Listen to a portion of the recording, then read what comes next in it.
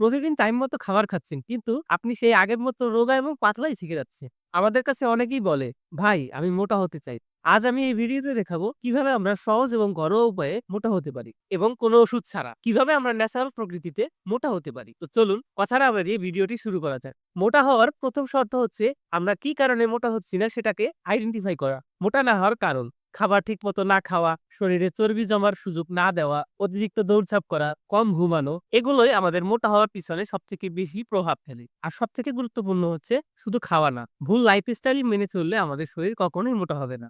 তো চলুন এবার জেনে আসি আমরা কি খাবার খেলে মোটা হতে পারি। যে সকল খাবার খেলে আমাদের শরীরে চর্বি বাড়বে: পর্যাপ্ত পরিমাণে ভাত, আলু, কলা, ডিমের কুসুম, দুধ, দই, অল্প পরিমাণে ঘি, মাখন, কাজু বাদাম, পেস্তা বাদাম, এমনি বাদাম। এবং মনে রাখবেন, মোটা হওয়ার জন্য দিনে ২-৩ বার ভাত খাওয়া ভালো। অর্থাৎ আমাদের ৩ বেলাই ভাত খাওয়া উচিত। যদি আপনি মোটা হতে চান তাহলে অবশ্যই খাবারের রুটিনে ৩ বেলায় ভাত রাখবেন। আমরা নরমালি দিনে ৩ বার খেয়ে থাকি, সকালে, দুপুরে এবং রাতে।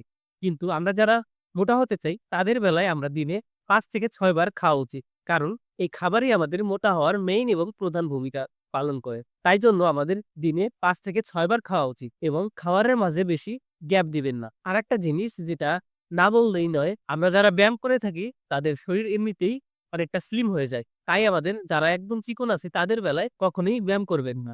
ভারী কাজ করবেন না। অর্থাৎ আপনি খাওয়ার পরিমাণ বাড়িয়ে দিন এবং বিশ্রামের পরিমাণও বাড়িয়ে দিন। আর সবথেকে গুরুত্বপূর্ণ হচ্ছে ঘুম এবং মানসিক চাপ। মানসিক চাপ মানুষের শরীরকে মোটা হতে দেয় না।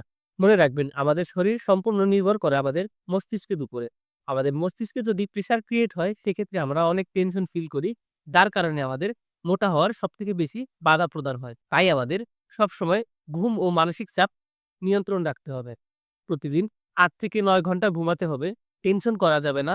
কারণ টেনশন থাকলে শরীর কখনোই মোটা হবে না। এবং সবথেকে সতর্কতামূলক হলো, দরকার ছাড়া কোনো ওষুধ খাওয়া যাবে না। আমরা সচরাচর আমাদের প্রত্যেক দিনের জীবনে গ্যাসের ওষুধ খেয়ে থাকি এবং বিভিন্ন ধরনের ওষুধ, যেমন হালকা ঠান্ডা লাগলেই বিভিন্ন ঠান্ডার ওষুধ, প্যারাসিটামল, বিভিন্ন কিছু খেয়ে থাকি। এগুলো থেকে আমাদেরকে দূরে থাকতে হবে। তাই সতর্কতামূলকভাবে বলা যায়, স্টেরয়েড, সিরাপ ও ওষুধ খাবেন না। এগুলো দ্রুত মোটা হওয়ার ক্ষেত্রে খুবই বাধাজনক প্রভাবে কাজ করে। তাই আমরা পারফেক্টলি বলতে পারি মোটা হতে গেলে আমাদের খাবার এবং ঘুমের পরিমাণ বাড়াতে হবে।